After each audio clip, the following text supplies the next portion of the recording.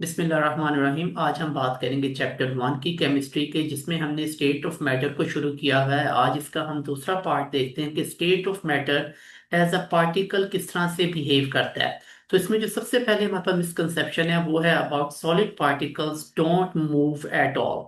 This is a misconception. Let's see the diagram here. हमें ये एक सॉलिड स्ट्रक्चर नजर आ रहा है जिसमें हम देख रहे हैं कि पार्टिकल्स जो हैं वो अपनी जगह पर फिक्स हैं, लेकिन यहाँ पे आपने इस चीज पे गौर करना है कि vibrate in fix position. So the correction is here, particles in solid vibrate continuously and they are not dead और स्टिल। ये बिल्कुल मुर्दा हालत में नहीं है, उनमें क्या हो रही है, वाइब्रेशन हो रही है। सो द एग्जाम्पल देखते हैं यहाँ पे। Take a metal rod. जैसे ही मैंने ये मेटल रॉड ली, आप देखेंगे कि यहाँ से जो हॉटर एंड है उसकी तरफ से ये मूव करती है हीट, और कूलर एंड की तरफ जाती है। So the other and become hot. How did the heat travel? अगर ये इस तरह से है तो हीट कैसे ट्रेवल कर गई? अब इसके लिए हमारे पास एक्सप्लेनेशन आती है। Vibrating particles past energy to neighbouring particle. अब एनर्जी आपको किसी फॉर्म में भी हो सकती है, यहाँ पे एनर्जी हीट की शक्ल में है। सो अब आप यहाँ पे ये देखें, ये पार्टिकल्स हैं सॉलिड स्टेट में, ठीक है। अब ये क्या कर रहे हैं, वाइब्रेट कर रहे हैं। जो के करीब थे हीट के या हॉटर एंड में, उन्होंने वाइब्रेट किया और वहां से हीट ट्रेवल की नेक्स्ट को, यहां से नेक्स्ट को, और इस तरह से ये heat eventually hotter to cooler end move कर रही है। So we can prove that this prove motion exist even in solid state. सो आप बिल्कुल भी ये ना कहिएगा कि अगर एक चीज सॉलिड है उसमें मूवमेंट नहीं है। Solids are like strict teacher, they always stay in shape. So आप ये स्टेटमेंट इसमें कोट कर सकते हैं। Next one is about the liquid. Liquids have no structure. जब आप एक लिक्विड की शक्ल देखते हैं, इसमें मिसकंसेप्शन आती है कि उनका कोई स्ट्रक्चर नहीं है, जबकि जो एक्चुअल और करेक्ट डेफिनेशन है, liquids are loosely arrange particle. So note no structure they, उनमें सिर्फ जो है वो लूजली पैक होते हैं और वो स्लिप कर जाते हैं एक दूसरे के ऊपर से।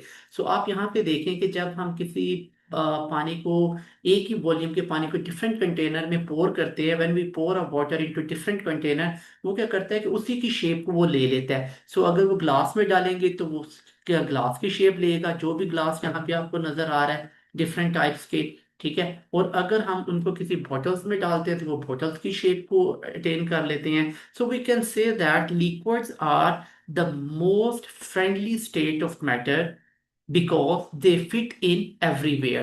So shape change, but volume stay same. That is the first thing. And secondly, particles are closed but can move. They can slip over each other और यहाँ पे ये movement हो सकती है, लेकिन solid में सिर्फ vibrate करते हैं।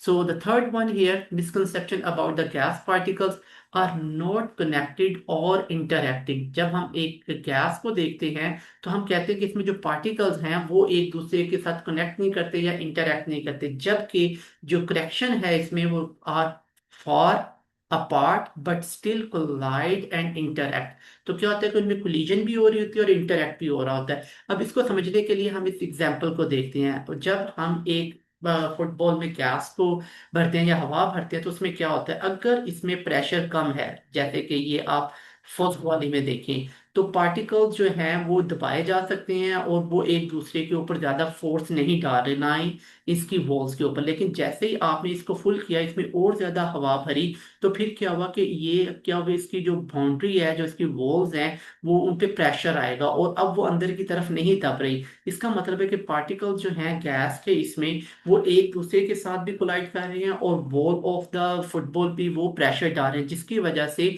वो अंदर नहीं दब रहा और उसके ऊपर प्रेशर पड़ रहा है। So air push against the wall. So collides, the collision of the particles create pressure. जैसे कि आप यहाँ देखें, तो जहाँ से यहाँ पे गैस के पार्टिकल ज्यादा हो जाएंगे, ये उसके ऊपर प्रेशर डालेंगे। It's just like hyper students like gas, they will not sit one place, they just move. And now let's move towards question here. It's a multiple choice question. So आप यहाँ पे 1 मिनट के लिए video pause कर सकते हैं और then we can going to discuss this question. What happened to the particle in a solid? So option 1, they don't move. 2, they vibrate in fixed position. Third one, they move freely. And the fourth and last one, they are far apart. अच्छा, pose करने से पहले मैं आपको यहाँ पे ये एक डायग्राम शो करता हूँ, ठीक है। आप इस टेबल को देखिएगा, चार्ट को समझिएगा, उसके बाद हम आंसर की तरफ जाएंगे। तो जैसे कि हमें नजर आ रहा है कि सॉलिड में जो है वो पार्टिकल्स अरेंजमेंट में है, लेकिन जैसे यहाँ पे लिखा हुआ है vibrate around their fix position, जबकि हम movement apart each other and in random direction. So it's mean ये जो डी वाला है ये तो नहीं समझ में आ रहा, दे आर फ्रीली मूव। इसका मतलब है कि ये जो लास्ट वाली है गैस भी है, ये भी करेक्ट नहीं है, जबकि हमें वो बात कर रहा है सॉलिड की।